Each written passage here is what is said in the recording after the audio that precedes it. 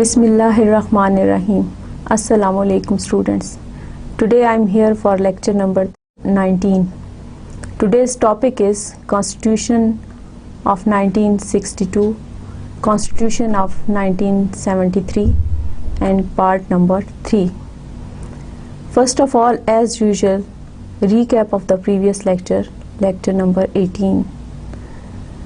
Previous lecture's topic was Constitution of 1956 and it was part 2. We have discussed origin of the Constitution of 1956, provisions of the Constitution of 1956, salient feature of the Constitution of 1956, Islamic provisions of the Constitution of 1956, drawbacks of the Constitution of 1956, expiry of the Constitution of 1956. We have thoroughly discussed all the important features of the Constitution of 1956 in our previous lecture. मैंने कोशिश की कि मैं आपको पिछले lecture में 1956 का जो पहला आइन था उसके बारे में सारी मालूमात दूं, सारी बुनियादी मालूमात दूं, क्योंकि ये तो मुमकिन नहीं कि एक लेक्चर में पूरे के पूरे आइन को पढ़ा जा सके. उसकी जो बुनियादी मालूमात हैं, इससे उसकी जो तफसीलात हैं उस लेक्चर की आपकी जो टेक्स्ट बुक है, दरसी किताब है, उसके अंदर मौजूद हैं. आप ज़रूर उसका मुतालिया कीजिए और आपके जहन में जो सवालात आएँ आप उन्हें नोट कर रखें. इसी तरह से आज के लेक्चर में हम 1962 के और 1973 के जो आइन थे उनके बारे में बात करेंगे. आइए देखते हैं कि what are the origins of the constitution of 1962. General Ayub Khan wanted to introduce a controlled and limited democracy as he believed that Western style democracy did not suit Pakistan. Therefore, he introduced the Constitution of 1962 on 1st March, thereby abrogating the previous constitution. On 17 February 1960, Ayub Khan appointed a commission to report on the future political framework for the country. The commission was headed by the former Chief Justice of Pakistan, Muhammad Shahabuddin, and had 10 other members, 5 each from East Pakistan and West Pakistan, composed of retired judges, lawyers, industrialists and landlords. यहाँ पे ये देखें कि एक जो सियासी तब्दीली आई, यानी जो जमहूरी हुकूमत चल रही थी 1958 तक, इस्कंदर मिर्ज़ा ने फ़ौज को बुला लिया. सदर इस्कंदर मिर्ज़ा ने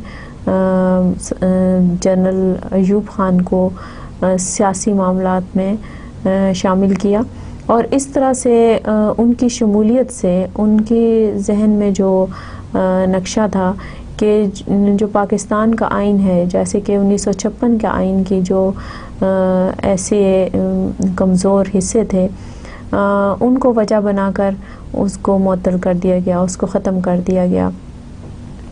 लेकिन अब मुल्क का नज़्म व नस्क कैसे चलाया जाए, उसके लिए 1962 के आइन को तश्कील देने के बारे में अयूब खान ने फ़ैसला लिया और उसके तहत उन्होंने एक कमीशन बनाया, जिस कमीशन में एक साबिक चीफ जस्टिस शामिल थे और उनके साथ ही बहुत सारे काबिल जजेस शामिल थे, वकला शामिल थे और जो इंडस्ट्री थी, सनत थी और जो लैंड ओनर्स थे, यानी हर तरह के जो यहाँ पे स्ट्रॉन्ग पार्टीज़ थी, स्ट्रॉन्ग ग्रुप्स थे इस माशरे के अंदर, पाकिस्तान के माशरे के अंदर, उन्होंने उन तमाम ग्रुप्स में से एक नुमाइंदा लिया और इस तरह से एक कमीशन तश्कील दिया गया और उसकी ज़िम्मेदारी थी कि वो पाकिस्तान के आइन को तश्कील दे.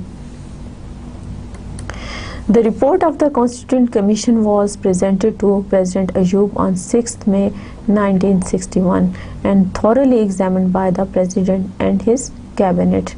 In January 1962, the cabinet finally approved the text of the new constitution. It was implemented by President Ayub Khan on 1st March 1962 and finally came into effect on 8 June 1962. The constitution contained 250 articles divided into 12 parts and 3 schedules. यहाँ पर ये देखें कि इस आइन को बनाने के काम में, इस ज़िम्मेदारी में बड़ी सूरत के साथ, बड़ी तनदही के साथ लोगों ने काम किया और आखिरकार 6 मई 1961 को जो है एक रिपोर्ट, एक ड्राफ्ट जो है वो सदर पाकिस्तान को पेश कर दिया गया और उसके साथ ही सदर पाकिस्तान ने अपनी काबीना के साथ मिलकर उस पर गौर व गौस शुरू किया और आखिरकार तकरीबन 5-6 माह के अरसे में इस पे काम करने के बाद उस ड्राफ्ट को, उस 1962 के आइन को बाकायदा आइनी शक्ल, बाकायदा कानूनी शक्ल दे दी गई और उसको मुल्क में लागू कर दिया गया। इस आइन की 250 शिकें थी, आर्टिकल्स थे और जिनको 12 मुख्तलिफ हिस्सों में तकसीम किया गया था और इसी तरह से 3 शेड्यूल थे। आप इसको पिछले 1956 के आइन के साथ कंपेयर कर सकते हैं। इसी तरह से The Constitution of 1962 divided for a presidential form of government as opposed to the parliamentary form of government under the 1956 Constitution. The president, who must be a Muslim not less than 35 years of age and qualified for election as a member of the National Assembly, was to be elected indirectly by the Electoral College in accordance with the provisions outlined in the Constitution itself. The Electoral College, formed by not less than 120,000 basic democracies, equally distributed between the two provinces. यहाँ पर आप ये देखें कि 1962 का जो आइन है वो पिछला जो 1956 का आइन था उससे बिल्कुल मुख्तलिफ था। यानी 1956 का जो आइन था वो एक फेडरल तर्ज हुकूमत को लिए हुए था, यानी मरकज़ और सूबों को के साथ मिलकर हुकूमत बनाने की बात उसमें की गई थी, जबकि 1962 का जो आइन था ये एक सदारती आइन था और उसका मतलब ये था कि उसमें जो सदर पाकिस्तान है उसको, उसके जो इख्तियारात हैं और उसकी जो काबिलियत है उस पर भरोसा किया जाए। इसी तरह से सदर पाकिस्तान के लिए ये ज़रूरी था कि वो मुसलमान हो और उसकी उम्र जो है वो 35 साल से कम ना हो। इसी तरह से सदर पाकिस्तान को जो इंतखाब था वो भी 1956 के आइन से बिल्कुल मुख्तलिफ अंदाज में किया गया और इस वक्त जो 1962 का आइन था इसमें सदर पाकिस्तान का जो इंतखाब था वो कौमी असम्बली के नुमाइंदों के बजाय ऐसे लोगों को करना था जो कि लोकल बॉडीज़ के थ्रू या बुनियादी जमहूरियतों के थ्रू जो है मुंतखब होकर आए और उनकी तादाद 1,20,000 थी पाकिस्तान के दोनों हिस्सों में, दोनों विंग्स में।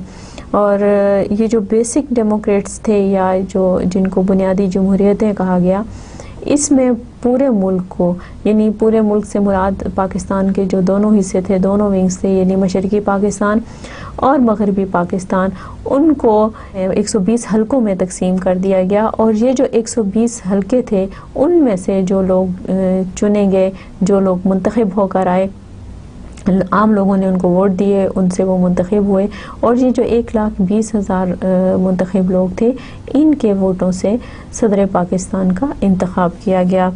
इसी तरह से the term of the president was 5 years to act as head of state as well as chief executive, solely responsible for country's administration. Governors and ministers were appointed and removed by him. He was eligible to issue ordinances and veto against legislated laws by 2/3 of the National Assembly. However, the President was not empowered to dissolve the Assembly except at the cost of his office also. اسی طرح سے صدر پاکستان کا جو انتخاب تھا 1962 کے آئین کے مطابق 5 سال کے لیے کیا گیا، اور صدر پاکستان کو چیف ایگزیکٹو یعنی ہر طرح کے انتظامی امور میں سربراہ کی حیثیت حاصل تھی، اور اس کے ساتھ ہی صدر پاکستان کی یہ ذمہ داریوں میں شامل تھا کہ وہ صوبوں میں گورنر کا انتخاب کریں، اور جتنے بھی اہم سرکاری ایڈمنسٹریٹو پوسٹ ہیں، انتظامی عہدے ہیں، ان پر جو لوگ کام کریں ان کا انتخاب بھی صدر پاکستان کی ذمہ داری تھی. اسی طرح سے منسٹرز کا انتخاب کرنا بھی صدر پاکستان کی ذمہ داری تھی. آپ نے پچھلے لیکچر میں اس بات پر ہم نے بات کی تھی کہ 1962 کے آئین میں وزیر اعظم کا عہدہ نہیں رکھا گیا، اور یہ ایک گیپ ہے پھر وزیر اعظم کے عہدے میں، یعنی 1958 کے بعد سے لے کے 1973 تک کا جو عرصہ ہے، درمیانی عرصہ، جب تک کہ اس کے بعد اگلا آئین نہیں آ گیا، وزیر اعظم کا جو عہدہ ہے وہ ہمیں کہیں اس کا کوئی عمل یا اس کا کوئی کام یا اس کے بارے میں کوئی ثبوت نہیں ملتا، کیونکہ یہ طرز حکومت جو ہے اس میں وزیر اعظم کے عہدے کی گنجائش موجود نہیں تھی. اسی طرح سے صدر پاکستان کی یہ ذمہ داریوں میں شامل تھا کہ وہ آرڈیننس ایشو کر سکتے ہیں، اور 2/3 میجورٹی کے ساتھ قومی اسمبلی سے اپنے جو بھی ثوابدید ہو اس کے مطابق قانون سازی کروا سکتے ہیں، لیکن صدر پاکستان کو اس بات کا اختیار حاصل نہیں تھا کہ وہ اسمبلی کو معطل کر سکیں.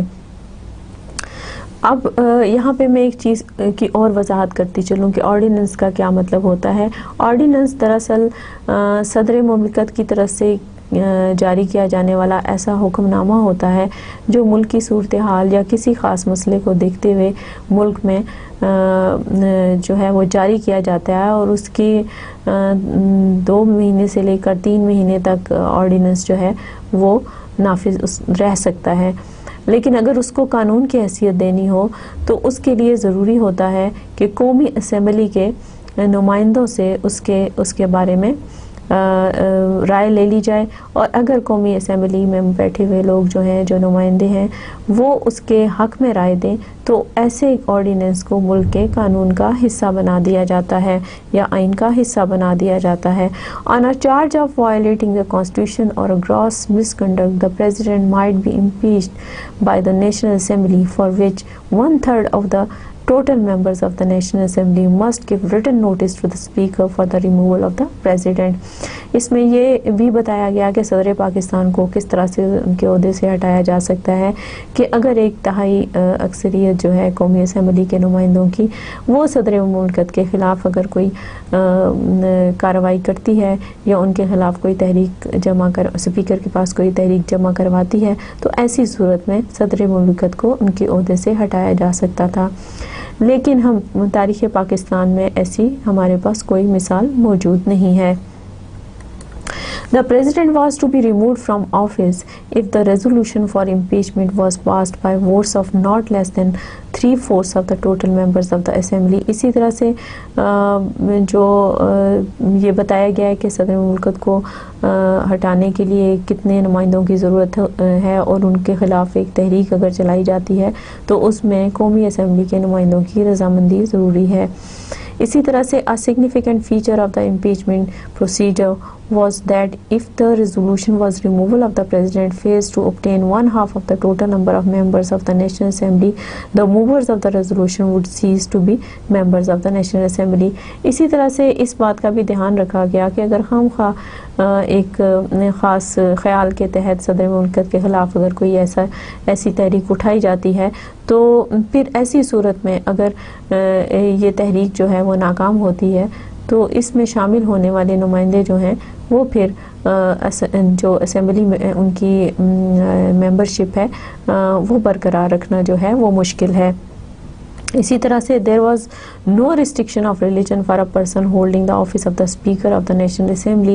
Secondly, if the President resigns from his office or vote of no confidence passes against him, then according to the Constitution, the Speaker would act as the President of the state till the election of new President. یہاں پر یہ شک بہت important ہے اور اس کو میں نے اس لیے اپنے لیکچر میں شامل کیا ہے تاکہ آپ کو آنے والے سیاسی حالات میں پتہ چلے کہ اگر ایک قانون بنایا جاتا ہے تو پھر اس کی پابندی کی جانی چاہیے، مگر یہ اس شک کی بھی آنے والے حالات میں پابندی نہیں کی گئی۔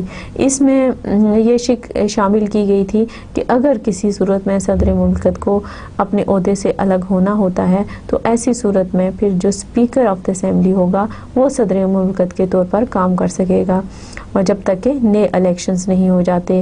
Under these special circumstances a non-Muslim might get the chance to be an acting president of Pakistan، اور اسی طرح سے اگر کوئی نان مسلم ہے، غیر مسلم ہے، تو وہ بھی اسپیکر کے عہدے پر فائز ہو سکتا ہے، اور اگر کوئی ایسی ایمرجنسی والی صورتحال، ایسی مخصوص صورتحال سامنے آتی ہے تو اس صورت میں اس کو صدر پاکستان بنایا جا سکتا ہے۔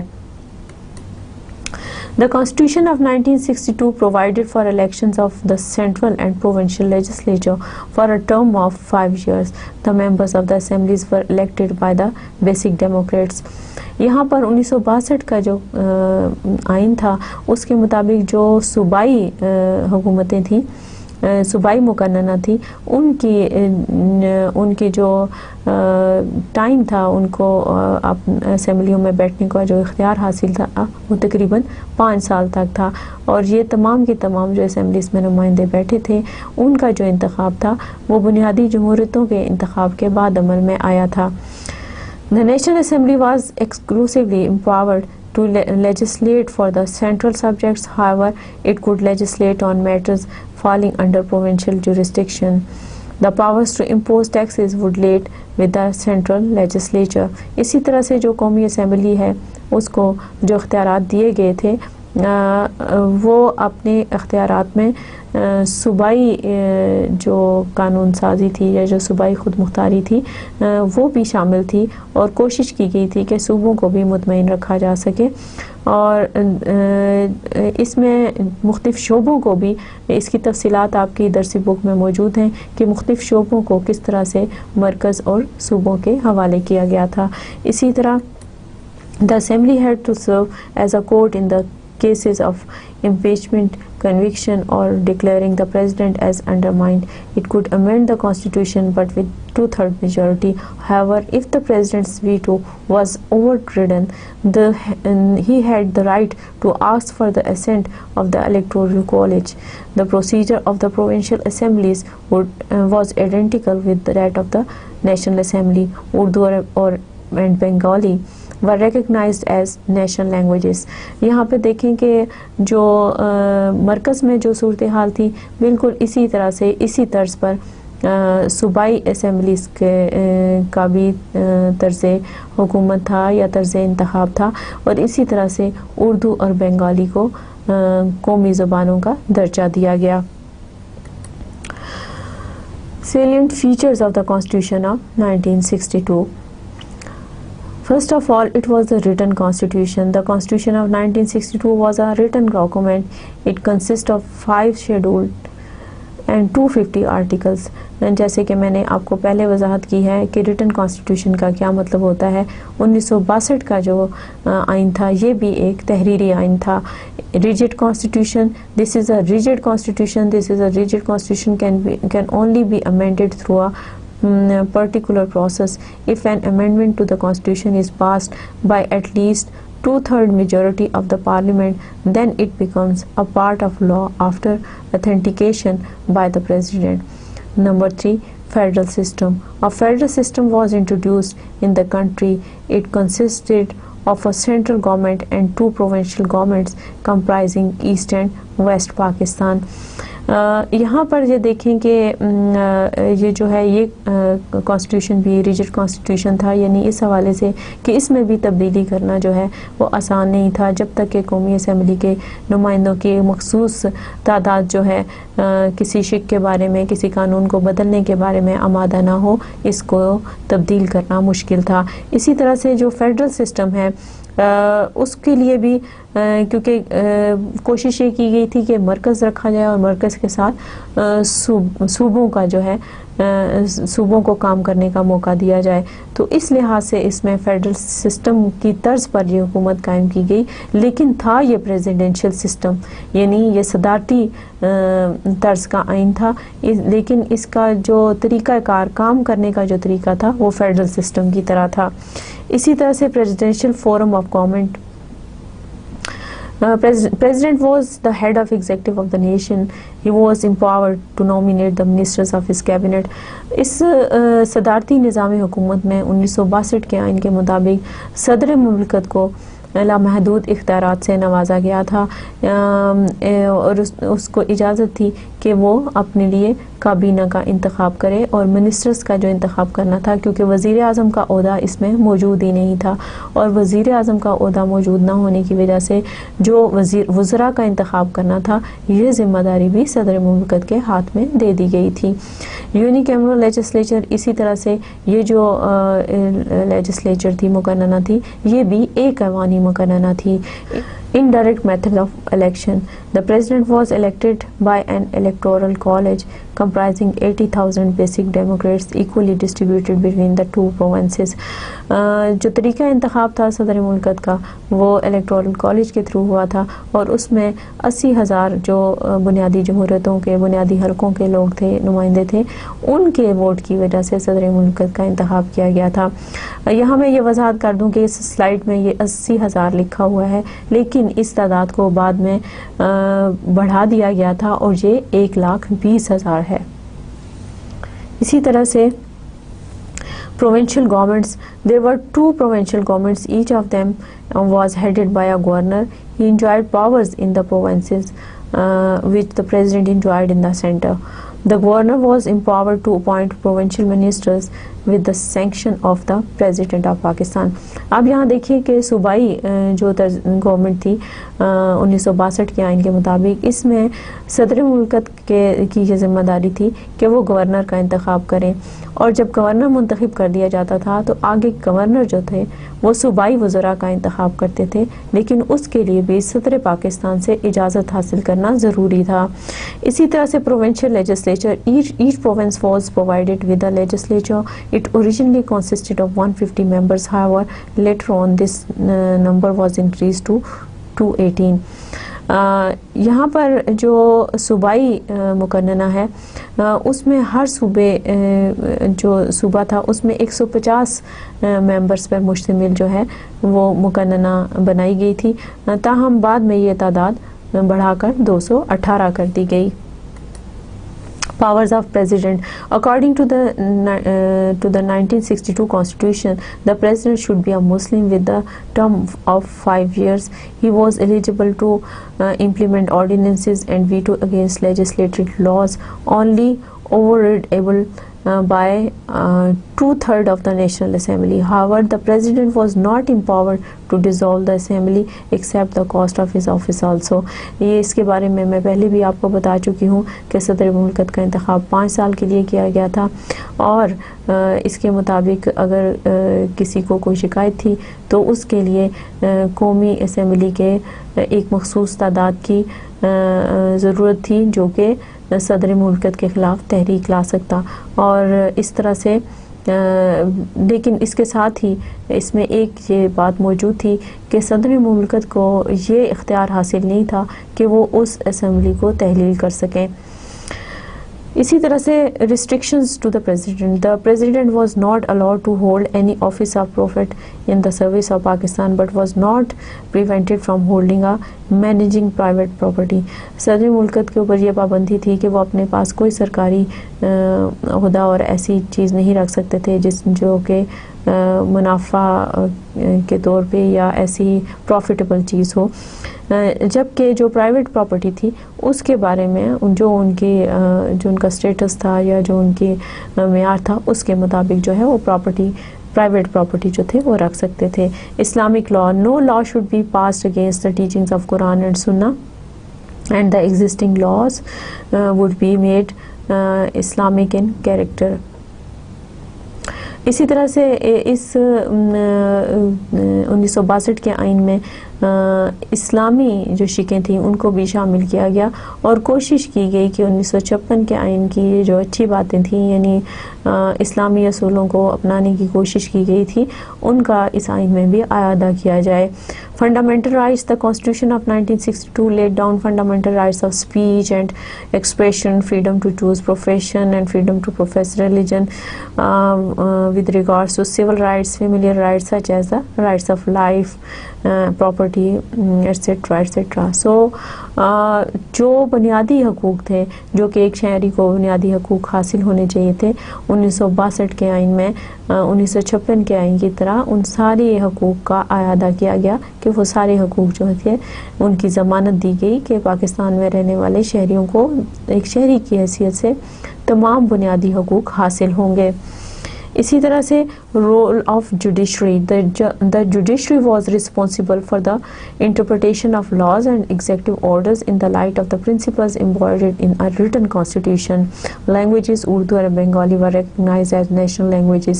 اسی طرح سے جس کے اسپیشل فیچرز میں 1962 کے آئین کے عام جو خد و خال ہیں ان میں یہ چیز بھی آتی ہے کہ عدلیہ کو خاص درجہ, خاص رتبہ اور خاص اہمیت دی گئی اور ان سے یہ توقع کی گئی کہ وہ تمام ایسے قوانین کو ساتھ لے کر چلیں گے, ان کا نفاذ کریں گے جو کہ ملک کے قانون اور اسلام کے قانون کے مطابق ہیں. اسی طرح سے جو سرکاری زبانیں تھیں وہ 2 زبانیں جو تھیں ان کو سرکاری زبان کا درجہ دیا گیا جن میں اردو اور بنگالی شامل ہیں. اسی طرح سے اسلامک پروویژنز جو تھیں the preamble of the constitution of 1962 was based on the objectives resolution. جو متن تھا 1962 کے آئین کا وہ بھی 1956 کے آئین کی طرح جو ہے وہ objectives resolution یا قرارداد مقاصد پر مشتمل تھا. The constitution laid down simply that the state of Pakistan shall be an Islamic republic under the name of Islamic Republic of Pakistan. یہاں پر بھی جو 1956 کے آئین میں جو ملک کا نام جو ہے تجویز کیا گیا تھا اسی نام کو برقرار رکھا گیا. According to the principles of policy, steps were to be taken to enable the Muslims of Pakistan individually and collectively to order their lives in accordance with the fundamental principles and basic concepts of Islam, and should be provided with facilities whereby they may be enabled to understand the meaning of life according to those principles and concepts. 1962 کے آئین میں بھی اس بات کا اعادہ کیا گیا, اس بات کو دہرایا گیا کہ ملک میں اسلامی قوانین اور اسلامی شقیں جو ہیں اس آئین کا حصہ بنیں گی تاکہ لوگوں کو اسلامی اصولوں کے مطابق زندگی بسر کرنے کا عادی بنایا جائے اور ان کو بتایا جائے کہ اسلامی اصول کیا ہیں اور ان کے مطابق کس طرح زندگی بسر کرنی چاہیے. No law shall be enacted which is unacceptable to the teachings and requirements of Islam as set out in the Quran and Sunnah, and all existing law shall be brought in conformity with the Quran and Sunnah. اسی طرح سے اس بات کی یقین دہانی بھی کرائی گئی کہ کوئی بھی ملک میں ایسا قانون نہیں بنے گا جو قرآن اور سنت کے منافی ہوگا, اور اسی طرح سے جو قوانین بنائے جائیں گے اس میں یہ دیکھا جائے گا کہ کسی بھی بات کا, کسی بھی جھگڑے کا, کسی بھی قضیے کا, کسی بھی اصول کا فیصلہ کرتے وقت یہ دیکھا جائے گا کہ اس بارے میں قرآن اور سنت کیا کہتے ہیں یا قرآن اور سنت میں اس کے بارے میں کیا حکم ہے. Only a Muslim can be qualified for the election as president. اور اسی طرح سے اس شق کو بھی بحال رکھا گیا اور اس شق کو 1962 کے آئین میں شامل کیا گیا کہ ملک کا جو صدر ہے وہ مسلمان ہوگا اور کسی دوسرے مذہب سے ملک کے صدر کو نہیں لیا جائے گا. Teaching of the Quran and Islamiyat to the Muslims of Pakistan was made compulsory. اسی طرح سے قرآن پاک کو پڑھنا اور اسلامی اصولوں کو جاننا اور اسلامیات کو ایک سبجیکٹ کے طور پہ پڑھنا جو ہے وہ ضروری بلکہ لازمی قرار دیا گیا. Proper organization of zakat, waqf and mosques was ensured. Practical steps were to be taken to eliminate what were seen as social evils by Islam, such as the use of alcohol and gambling, etc. A novel Islamic provision in the 1962 Constitution had introduced an advisory council of Islamic ideology to be appointed by the President. The functions of the council was to make recommendation to the government as to encourage the Muslims of Pakistan to order their lives in accordance with the principles and concepts of Islam. یہاں پر ان نکات میں یہ بات بتائی گئی ہے کہ ملک میں زکوٰۃ اور وقف اور جو مساجد تھیں ان کے نظام پر توجہ دی گئی. اسی طرح سے ایسے اقدام اٹھائے گئے جن میں کہ جو غیر اسلامی اور غیر شرعی کام تھے جیسے کہ شراب نوشی اور جوا ان پر پابندی لگائی گئی. اسی طرح سے جو ایک اہم کام ہے اور جو اس سے پہلے جو ہے کسی حکومت نے نہیں کیا تھا وہ 1962 کے آئین میں اس کے بارے میں بتایا گیا کہ ایک advisory council of Islamic ideology تشکیل دی گئی جو صدر مملکت کے حکم پر تشکیل دی گئی تاکہ وہ اس بات کا جائزہ لے سکے کہ اس ملک میں رہنے والے لوگ کس طرح سے اپنی زندگیاں اسلامی اصولوں کے مطابق گزار سکتے ہیں تاکہ اسلامی اصولوں کو رواج اور ترویج دی جائے. There shall be an organization to be known as Islamic Research Institute, which shall be established by the President. The function of the institute was to undertake Islamic research and instruction in Islam for the purpose of assisting in the reconstruction of Muslim society on a truly Islamic basis. The state should work to strengthen the bonds of unity among Muslim countries. اسی طرح سے ایک ایسے research institute کو بنانے کا اعلان کیا گیا صدر پاکستان کی طرف سے جو اس بات کا ذمہ دار تھا کہ اسلامی اصولوں کو جانچنے کے لیے پرکھنے کے لیے اور نئے حالات کے مطابق ڈھالنے کے لیے تحقیق جو ہے وہ شروع کی جائے تاکہ مسلمانوں کی جو سوچ ہے اور جو معاشرہ ہے اس کو بدلتی ہوئی صورتحال کے مطابق جو نیا دور ہے اس کے تقاضوں کے مطابق ڈھالا جا سکے. اور اسی طرح سے یہ کوشش کی گئی کہ جو اسلامی دنیا ہے جو باقی اسلامی ممالک ہیں ان کے ساتھ اپنے تعلقات کو مضبوط اور استوار کیا جائے اور اس سلسلے میں ان کی جو کوششیں ہیں یا ان کے جو کام ہیں یا ان کے جو تجربات ہیں ان سے بھی فائدہ اٹھایا جائے. Drawbacks of the Constitution of 1962. Moreover, the Constitution gave overwhelming powers the President who dominated the entire constitutional system. Ayub's Constitution lasted as long as he survived in office. With his departure, his system was also folded.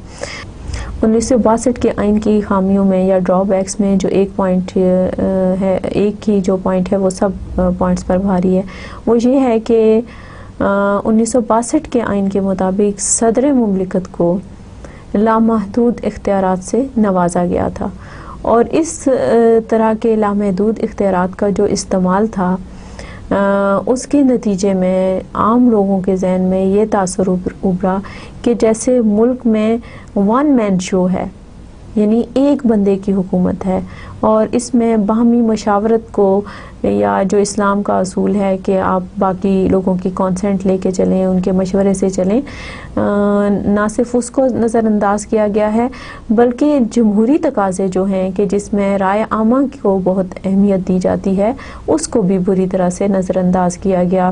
تو 1962 کی آئین کی یہ جو ایک خامی تھی اس کی ساری خوبیوں کو لے ڈوبی اور جو ہی ایوب خان کے دور کا خاتمہ ہوا اس کے ساتھ ہی 1962 کا آئین بھی ختم ہو گیا. The second martial law was imposed on 25th March 1969 when President Ayub Khan abrogated the Constitution of 1962 and handed over power to the Army Commander-in-Chief General Yahya Khan. On assuming the presidency, General Yahya Khan agreed to popular demands of abolishing the one-unit system in West Pakistan and ordered general elections on the principle of one man, one vote.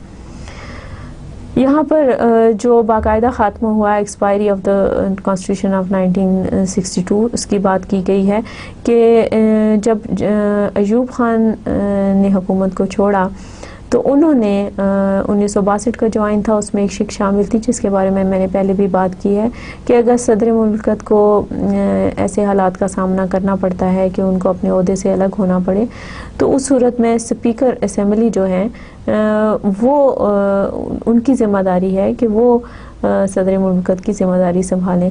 صدر ایوب خان نے speaker کے بجائے اس وقت کے commander in chief general Agha Muhammad Yahya Khan کے حوالے حکومت کو کیا اور اس طرح سے جنرل یحییٰ خان نے حکومت سنبھالتے ہی یہ کوشش کی کہ جو لوگوں کا مطالبہ ہے یعنی 1 یونٹ جو اس سے پہلے یعنی بنگال کو ایک صوبہ قرار دیا گیا اور ایک صوبہ مغربی پاکستان کو قرار دیا گیا اس کو ختم کر دیا جائے.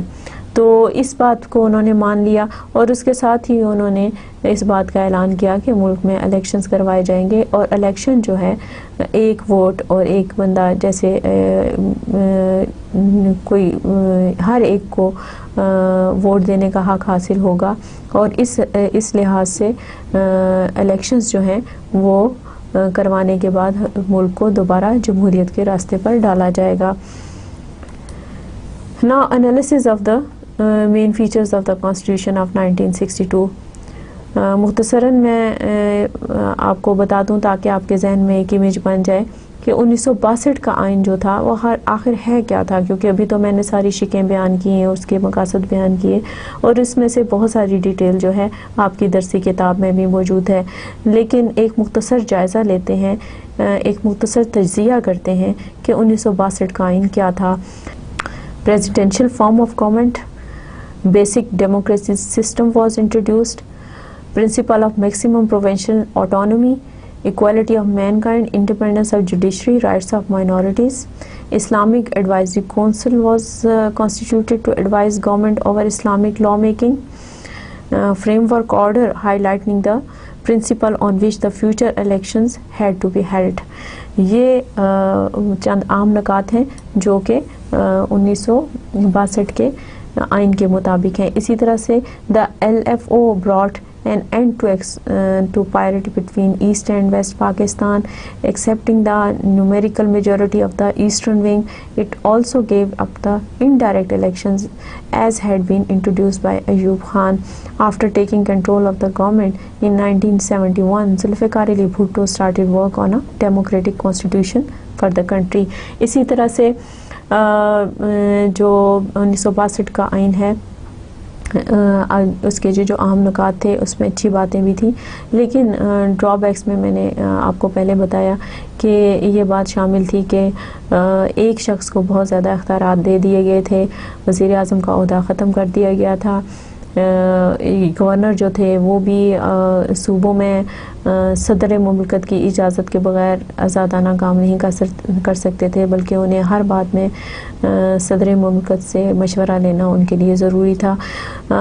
جب یہ آئین ختم ہو گیا تو اس کے بعد ذوالفقار علی بھٹو نے 1971 میں دوبارہ سے نئے سرے سے ملک میں آئین سازی کا کام شروع کیا.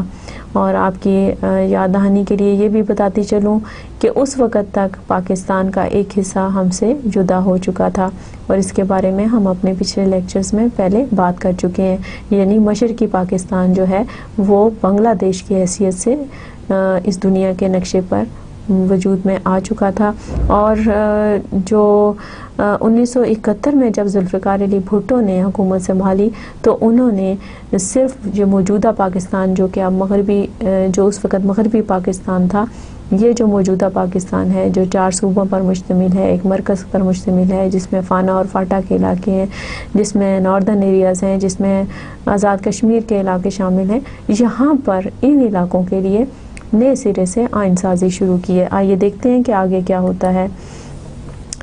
Constitution of 1973. On 17th April 1972, the National Assembly constituted a committee to prepare a draft constitution. The committee worked hard and prepared the draft of the constitution, which was presented to the leaders of all parliamentary leaders on 20th October 1972.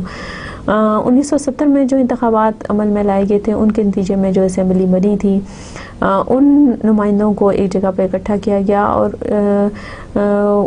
Us assembly نے 1973 کے آئین کے draft کے اوپر کام شروع کیا اور بڑی محنت کے بعد انتہائی مختصر عرصے میں ہر مکتبہ فکر سے تعلق رکھنے والے لوگوں کی رائے لے کر ایک ڈرافٹ جو ہے 1972 میں 20 اکتوبر 1972 میں پارلیمنٹ میں پیش کر دیا گیا. All the leaders signed the draft. After that, it was discussed and debated in the National Assembly, which gave its approval on 10th April 1973, and President gave his assent on 12th April 1973. Finally, the Senate approved the Constitution in August 1973. اسی طرح سے صدر مملکت نے اور قومی assembly نے اور پھر اس کے بعد سینٹ نے اس کے اوپر سیر حاصل بحث کی اور بحث کرنے کے بعد بحث و تمیز کے بعد ہر طرح سے اس کا جائزہ لینے کے بعد آخر کار اگست 1973 کو اس کو پاکستان کے آئین کے طور پہ منظور کر لیا گیا. Consequently, the Constitution was enforced in the country on 14th August 1973. According to the Constitution of 1973, Mr. Zulfikar Ali Bhutto took over as the 10th Prime Minister and Mr. Fazal Elahi was sworn in as the President of Pakistan. 1973 کے آئین کو باقاعدہ اس کا جو ملک میں نفاذ ہے وہ 14 اگست 1973 کو کر دیا گیا اور اس طرح سے ذوالفقار علی بھٹو نے وزیر اعظم کی حیثیت سے اپنے عہدے کا حلف اٹھایا اور فضل الہی چودھری نے صدر پاکستان کی حیثیت سے اپنے عہدے کا حلف اٹھایا. Salient features of the Constitution of 1973. The Constitution of 1973 is extremely different from the earlier Constitution of 1956 and 1962. It has the following salient features. اب جو 1973 کا جو آئین ہے وہ قدرے مختلف ہے 1956 کے آئین سے بھی. اس میں 1956 کے آئین میں اور 1973 کے آئین میں کچھ چیزیں تو ملتی جلتی ہیں لیکن 1962 کا جو آئین ہے وہ ان سے بالکل ہی مختلف ہے. اس لحاظ سے 1973 کا آئین جو تھا وہ ایک مختلف طرز حکومت لیے ہوئے تھا اور اس طرز حکومت کو اپنانے میں اور اس کو سمجھنے میں بھی جو چیزیں یا جو نکات عام تھے آئیے ان کا جائزہ لیتے ہیں. Written Constitution. Like the previous constitutions of 1956 and 1962, the Constitution of 1973 is a written document. It is very comprehensive and consists of 12 parts consisting of 280 articles. یہ جو تھا ایک بہت ہی وضاحت والا آئین تھا اور اس میں بڑی وضاحت کے ساتھ بہت ساری چیزیں جو تھیں وہ شامل کی گئی تھیں جو کہ 12 حصوں پر مشتمل ہے اور اس میں 280 آرٹیکل جو ہیں وہ شامل ہیں. Introductory and the objectives resolution. It commences with an introductory with interpret the Islam shall be state religion. The principles and provisions set out in the objectives resolution have been made essential part of the Constitution. اس میں اس قانون آئین میں بھی objective resolution کو خاص اہمیت دی گئی اور اس کو آئین کا حصہ بنایا گیا.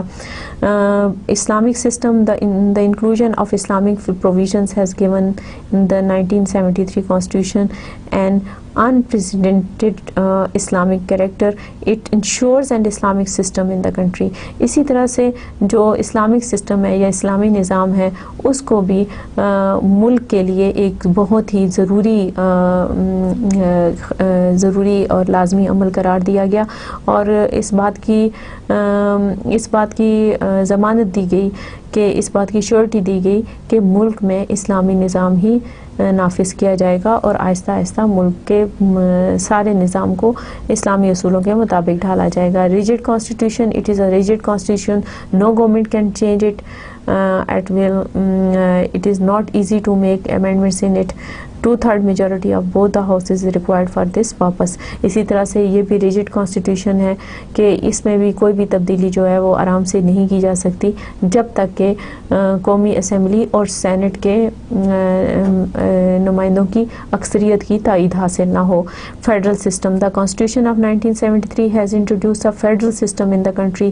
The Federation of Pakistan consists of a central government and 4 provincial governments. The federal government is headed by a president elected by members of parliament. اسی طرح سے ملک کے لیے فیڈرل سسٹم کا جو ہے مرکزی نظام جس کو کہتے ہیں اس کا انتخاب کیا گیا، اور 1973 کے قانون کے مطابق جو صدر پاکستان ہے مرکز میں وہ حکومت کا سربراہ ٹھہرایا گیا، اور اس طرح سے صوبوں میں جو ہے گورنرز جو ہیں وہ انتظامی امور اور حکومت کے سربراہ بنائے گئے. Parliamentary form of government. In the 1973 Constitution proposes a parliamentary form of government in the country. The PM is elected by the National Assembly. After 30 days of the general elections, the President calls a session of the National Assembly for the election of the PM. Prime Minister is the head of the parliamentary system. He is leader of the parliament. The Prime Minister selects a cabinet of central ministers from the members of parliament, which conducts the affairs of the country according to 1973 Constitution. The Prime Minister enjoys wide powers. یہاں پر بھی parliamentary form of government کو کیونکہ اپنایا گیا، اور اس کے مطابق 2 ایوانی مقننہ جو ہے وہ مقرر کی گئی، یعنی سینٹ اور قومی اسمبلی. قومی اسمبلی کے اندر جس کو سربراہ مانا گیا وہ وزیر اعظم ہے، اور وزیر اعظم کا انتخاب جو ہے وہ اس طرح سے کیا گیا کہ قومی اسمبلی کے اندر جو سیاسی جماعت سب سے زیادہ الیکشن میں جنرل الیکشنز میں سب سے زیادہ نمائندوں کے ساتھ بیٹھتی ہے اس کا جو ہیڈ ہے وہ وزیر اعظم پاکستان کے طور پہ اس کا نام دیا جاتا ہے. تاہم اس کو تائید حاصل ہونی چاہیے قومی اسمبلی کے اور سینٹ کے نمائندوں کی، اور اس کے لیے 30 دن کا جو وزیر اعظم کے انتخاب کا عمل ہے وہ جنرل الیکشنز کے 30 دن کے اندر جو ہے وہ وزیر اعظم کا جو ہے انتخاب کر لینا چاہیے، اور یہ 1973 کے آئین کے مطابق جو ہے ایک درست قدم ہے. اسی طرح سے جو پرائم منسٹر ہے اس کو بہت سارے اختیارات سے نوازا گیا تاکہ وہ اپنا کام بہتر طور پر انجام دے سکے. Bicameral legislature. The Constitution provides for the establishment of a bicameral legislature in Pakistan. The parliament consists of the 2 houses named Senate and National Assembly. The Senate or the upper house consists of 100 members. The National Assembly consists of 342 members, 60 seats for women. یہاں پر جو by cameral legislature ہے یا 2 ایوانی مقننہ ہے، اس میں اس کا جو طریقہ کار ہے وہ اس طرح سے ہے کہ ایک حصہ جو ہے ایوان زیری یعنی نیشنل اسمبلی اور ایک ایوان بالا یعنی سینٹ کہلاتا ہے، اور اس میں سینٹ کے جو ممبروں کی تعداد ہے وہ 100 ہے. میرے پاس دستی کتاب کے اندر اور باقی حوالوں سے 100 کی تعداد ہی لکھی ہوئی ہے، لیکن ابھی جو حال ہی میں ملک میں ایک ترمیم ہوئی ہے اس میں سینٹ کے نمائندوں کی تعداد بھی بڑھائی گئی ہے. اسی طرح سے ملک میں پرویز مشرف کے دور میں قومی اسمبلی کے جو سیٹیں ہیں ان کی تعداد بڑھائی گئی، اور اب یہ تعداد جو ہے اس کا حوالہ جو ہمیں مختلف درسی کتابوں میں اور مختلف ویلڈ ویب سائٹس پہ ملتا ہے وہ تعداد ہے 342، جس میں سے 60 جو سیٹیں ہیں وہ خواتین کے لیے مختص ہیں. Distribution of seats based on general women in National Assembly. جو ڈسٹریبیوشن آف سیٹس ہیں ان میں ایک جنرل کیٹیگری ہے اور ایک خواتین کی کیٹیگری ہے. اسی طرح distribution of seats among general women, technocrats and علماء ان سینٹ. جبکہ جو سینٹ ہے اس میں جو سیٹوں کی تقسیم ہے وہ اس طرح سے ہے کہ کچھ تو جنرل سیٹس ہیں، کچھ خواتین کے لیے مختص ہیں، کچھ ٹیکنوکریٹس کے لیے مختص ہیں، کچھ جو ہیں وہ علماء کے لیے مختص ہیں.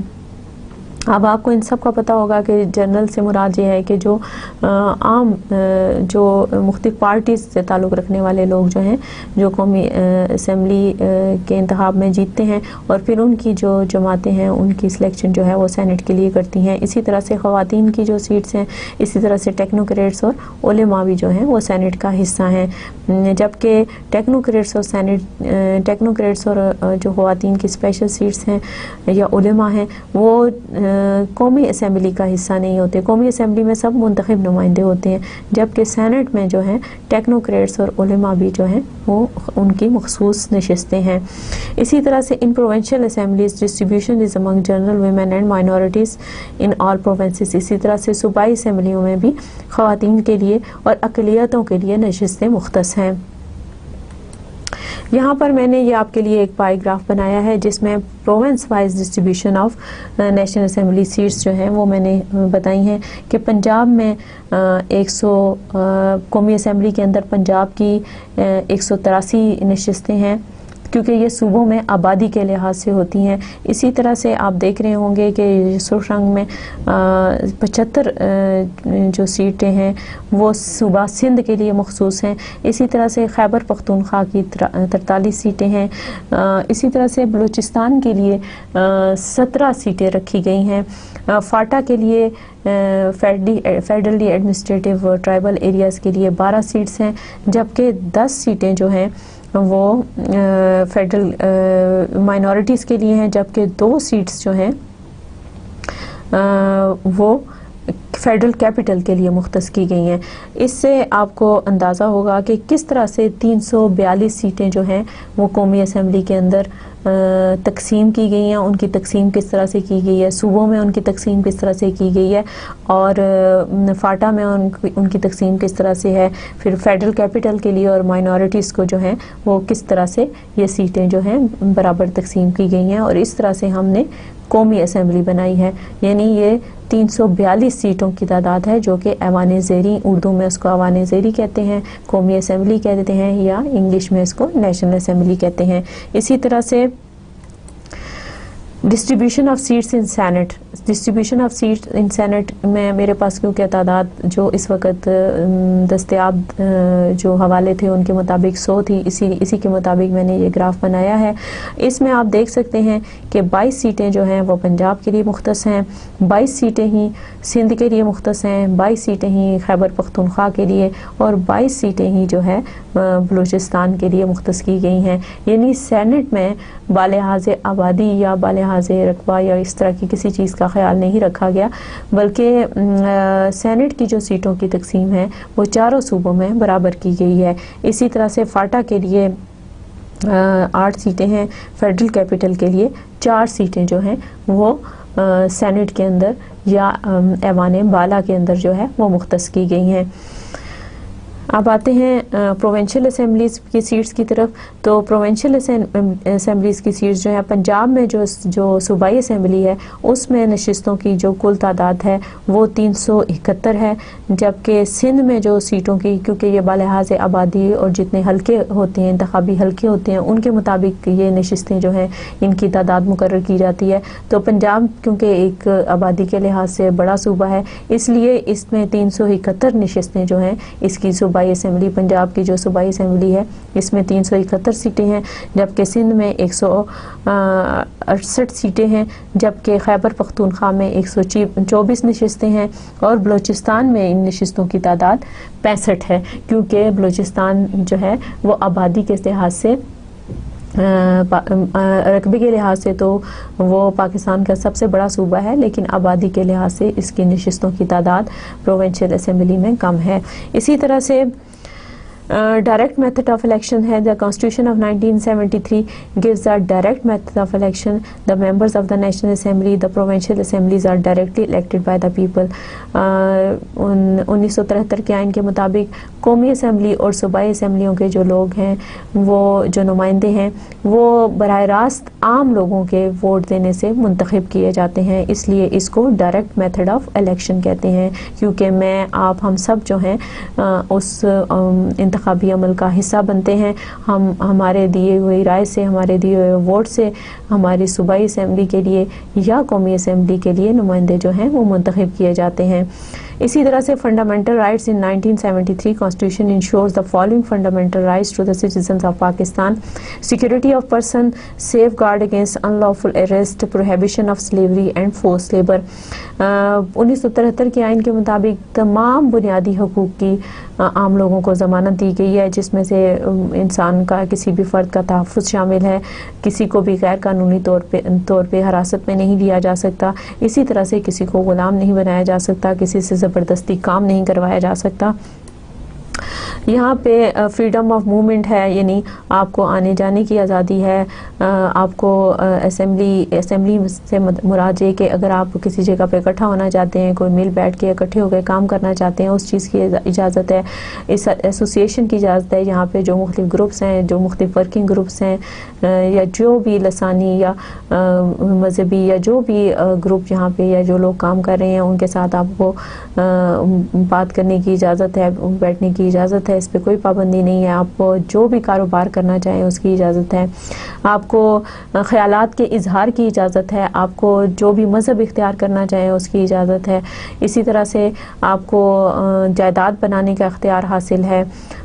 قانون کی نظر میں سب برابر ہیں، اور جو آپ کی جو زبان اور جو طرز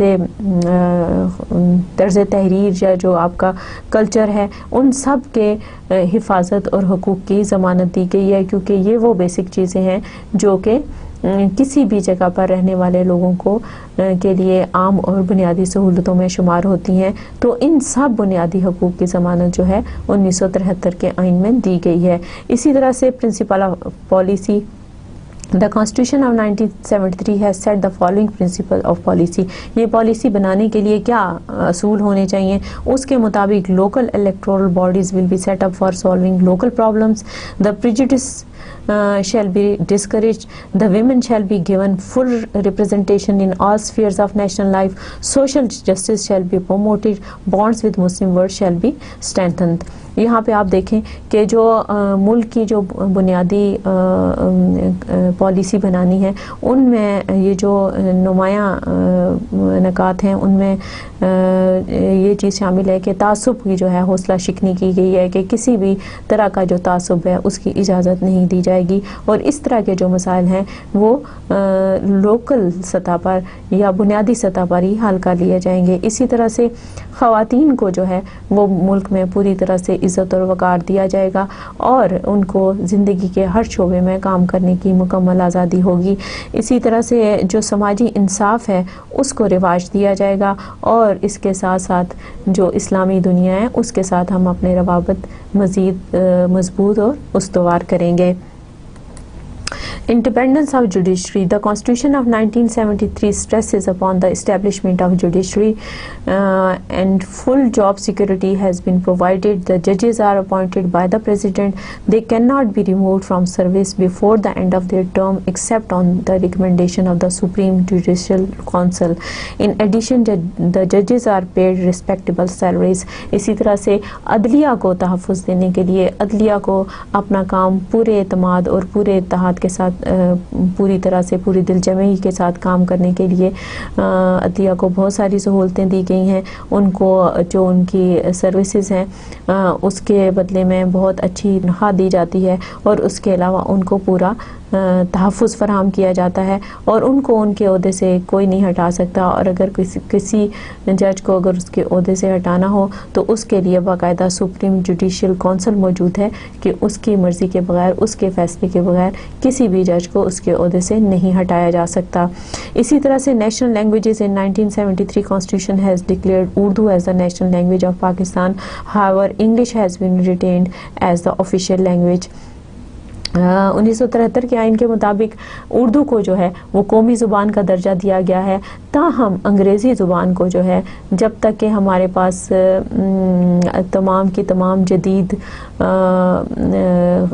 جو شکیں ہیں، کتابیں ہیں یا تحقیقات ہیں یا جو دفتری معاملات میں جو زبان استعمال کی جاتی ہے، ہمارے پاس اگر اس کا مکمل فارمیٹ اردو میں موجود نہیں ہے، اس وقت تک ہمیں انگریزی زبان کو بطور سرکاری زبان، دفتری زبان جو ہے اس کو اختیار کرنے کے بارے میں 1973 کے آئین میں بات کی گئی ہے، اور جبکہ قومی زبان کے طور پہ اردو کو جو ہے قومی زبان کا درجہ دیا گیا ہے۔ Analysis of the constitution of 1973. اب یہاں پر میں مختصر ایک تجزیہ کر رہی ہوں کہ آخر 1973 کا آئین جو ہے وہ کس لحاظ سے اچھا ہے اور اس میں کیا چیزیں اچھی موجود ہیں۔ پارلیمنٹری فارم آف گورنمنٹ ہے ایک تو یہ، prime minister as the head and real executive of government, ordinances to be countersigned by the prime minister. یہاں پر دیکھیں کہ پرائم منسٹر جو ہے وہ اس کو زیادہ اختیارات حاصل ہیں انتظامی شعبے میں، یعنی ملک کا انتظام اور نظم و نسق چلانے میں اصل میں وزیر اعظم ذمہ دار ہے. اور وزیر اعظم تنہا ذمہ دار نہیں بلکہ اس کے ساتھ ایک گروپ، ورکنگ گروپ ہے اس کے وزراء کے، اس کے کیبنٹ کی شکل میں. یعنی ایک شخص کے کہنے پہ ملک کا نظم و نسق نہیں چلایا جا سکتا، بلکہ 1973 کے آئین میں اس بات کا خیال رکھا گیا ہے کہ ایک ہی شخص کے پاس اختیار نہ چلا جائے، بلکہ وزیر اعظم کے ساتھ ایک پورا گروپ ہو، ورکنگ گروپ ہو کیبنٹ کی شکل میں، اور اس طرح سے ملک کے انتظامات کو بہتر طریقے سے اور باہمی مشاورت کے ساتھ چلایا جائے. یہاں تک کہ اگر صدر پاکستان کوئی حکم نامہ جاری کرتا ہے، جیسے کہ آئین میں اس بات پہ اختیار دیتا ہے صدر پاکستان کو کہ صدر پاکستان آرڈیننس جاری کر سکتے ہیں، تو اس پر بھی وزیر اعظم کے جو ہیں تصدیقی دستخط ہونا لازمی ہے. اسی طرح سے بائی کیمرل لیجسلیچر ہے، یعنی یہ 2 ایوانی مقننہ ہے. انڈیپینڈنس آف جوڈیشری، یہاں پر عدلیہ کی آزادی کی ضمانت دی گئی ہے.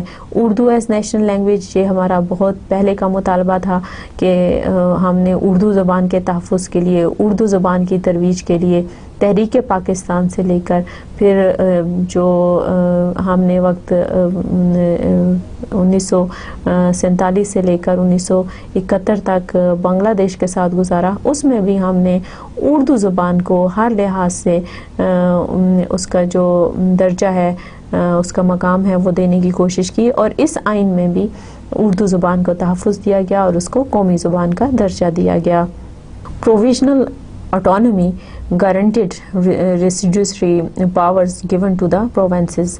اسی طرح سے جو صوبائی خود مختاری ہے اس کی بھی ضمانت دی گئی، اور یہ بھی بتایا گیا کہ صوبوں کو کن کن شعبوں میں فیصلے لینے کا اختیار حاصل ہے اور کن شعبوں میں وہ مرکز سے مدد دے سکتے ہیں. A clear and definite definition for Muslim was given. اسی طرح سے کہ مسلمان کی کیا تعریف ہے اور مسلمان کو کیسا ہونا چاہیے، اس کے بارے میں بھی 1973 کے آئین میں مکمل وضاحت موجود ہے. An Islamic Ideology Council was set up for framing of laws for Islamic injunctions. اسی طرح سے ملکی قوانین کو اسلامی اصولوں کے مطابق بنانے کے لیے جو اسلامک آئیڈیالوجی کونسل تھی اس کو بھی برقرار رکھا گیا تاکہ ملک کے جو قوانین ہیں وہ بتدریج جو ہے اسلامی سانچے میں ڈھالے جائیں. اور آخرکار جو کہ ہمارا مطالبہ تھا، جس بات کے لیے ہم نے یہ زمین کا ٹکڑا حاصل کیا تھا، یہ ملک حاصل کیا تھا، اس کے لیے اتنی قربانیاں دی گئیں تاکہ ہم آہستہ آہستہ سارے کے سارے قوانین جو ہیں وہ اسلامی اصولوں کے مطابق ڈھال کر دنیا کے سامنے پاکستان کو ایک مثالی ریاست کے طور پر پیش کر سکیں. اور ان سب چیزوں کی جو ضمانت ہے یا ان سب چیزوں کے لیے جو قدم اٹھانے کی ضرورت تھی وہ یہاں پر 1973 کے آئین میں موجود ہیں. تو اس طرح سے یہ جائزہ مکمل ہوتا ہے کہ 1973 کا آئین جو ہے اس میں کیا اہم نکات شامل تھے. اب آتے ہیں اس بات کی طرف، سمری کی طرف، کہ آج کے لیکچر میں ہم نے کن اہم نکات پر بات کی ہے. تو آئیے دیکھتے ہیں کہ آج ہم نے کون کون سے اہم نکات جو ہیں وہ ڈسکس کیے ہیں. آج کا ٹاپک تھا constitution of 1962 and Constitution of 1973 and it was the third part of Constitution development topic. Origins, provisions and salient features Islamic provisions of the Constitution of 1962. یہاں پر ہم نے کہ 1962 کے آئین جو ہے اس کا اوریجن کیا تھا، وہ بنا کیسے، اس میں پروویژنز، اس میں شکیں کیا تھیں، اس میں عام جو خد و خال تھے وہ کیا تھے، اور اس میں اسلامک شکیں جو تھیں وہ کون سی شامل کی گئیں. ہم نے 1962 کے آئین پر پوری تفصیل کے ساتھ بات کی. Drawbacks, expiry analysis and main features of the constitution of 1962. اس کے بعد ہم نے 1962 کے آئین کی خامیوں پر بات کی، اس کے خاتمے پر بات کی، اور ہم نے اس بات کا بھی تجزیہ کیا کیا کہ 1962 کے آئین میں ایسی کون سی چیزیں شامل تھیں جو کہ اس کے 1962 کے آئین کو ایک آئین کے درجے کے طور پہ اس کو لیا گیا اور اس کے تحت بہت عرصے تک تقریباً 10 سال سے زیادہ عرصے تک پاکستان میں اس آئین کے تحت 1962 کے آئین کے تحت حکومت چلائی گئی. اسی طرح سے پھر ہم نے جائزہ لیا کہ کانسٹیٹیوشن آف 1973 کیا ہے, 1973 کا آئین کیسے بنا, یہ کن حالات میں بنا, کیا سیاسی تبدیلی آئی, کیوں ہمیں جو ہے ملک کے لیے ایک آئین بنانے کی ضرورت محسوس ہوئی, اس پہ ہم نے بات کی, اس کے بیک گراؤنڈ پہ ہم نے بات کی, اور پھر اس کی شروعات کیسے ہوئی اس پر بات کی گئی. اسی طرح سے ہم نے سیلینٹ فیچرز آف 1973 کانسٹیٹیوشن جو ہے اس کے 1973 کے جو آئین کے اہم نکات تھے, اس کے عام خط و خال تھے, ہم نے اس پر بات کی.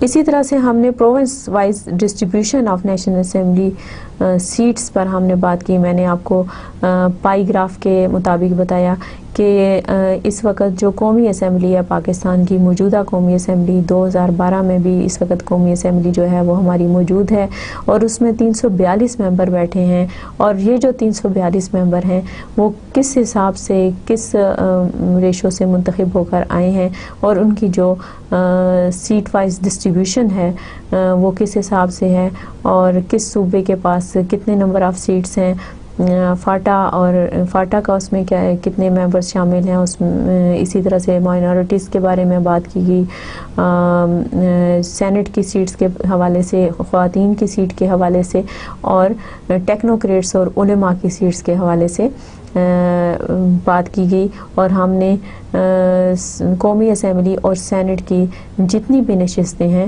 ان کے بارے میں واضح طور پر بات کی کہ ان کی کس حساب سے تقسیم کی گئی ہے. اسی طرح سے ہم نے پروونشل اسمبلیز کے بارے میں بات کی. اس میں بھی میں نے آپ کو ایک پائی گراف دکھایا جس کے مطابق کیونکہ آبادی کے لحاظ سے صوبوں میں مختلف حلقے بنائے جاتے ہیں, اور ان حلقوں کے مطابق مختلف امیدوار جو ہیں وہ جنرل الیکشن میں کھڑے کیے جاتے ہیں. تو ان کے مطابق جو پروونشل اسمبلیز ہیں ان کے نمائندوں کی جو تعداد ہے وہ ان حلقوں کے مطابق مقرر کی جاتی ہے. تو اس کے بارے میں ہم نے تفصیل سے گفتگو کی. اسی طرح سے انالیسس آف کانسٹیٹیوشن آف 1973 کیا گیا. میں نے آپ کو بتایا ہے کہ صرف یہ بیان کر دینا کہ آئین کیسا تھا, کیسا ہونا چاہیے, یا اس میں کیا شقیں شامل ہیں, آج کے دور کے طالب علم کے لیے صرف اتنا کافی نہیں ہے, بلکہ یہ بھی کہ اس کا تجزیہ کیا جائے. میں نے 1973 کے آئین کا ایک مختصر تجزیہ پیش کیا ہے جس میں نے بتایا ہے کہ اس کے عام خط و خال کیا ہیں, اور اس کی جو امپورٹنٹ فیچرز ہیں ان کی کیا امپورٹنس ہے, اور وہ کس طرح سے اس وقت ہمارے ملک میں ان پر کام ہو رہا ہے, اور ان کے مطابق ہمارے ملک کا نظام چلایا جا رہا ہے. اب وقت ہے آج کے کوٹ کا, یعنی quotation of the day. Quotation of the day is come forward as servants of Islam, organize the people economically, socially, educationally and politically, and I am sure that you will be a power that will be accepted by everybody. Quaid Azam محمد علی جناح نے یہ فرمایا تھا, اور ہم اس پر انشاءاللہ عمل کریں گے. اس کے ساتھ ہی میں آپ سے اجازت چاہوں گی. اگلے لیکچر تک کے لیے خدا حافظ. Thank you.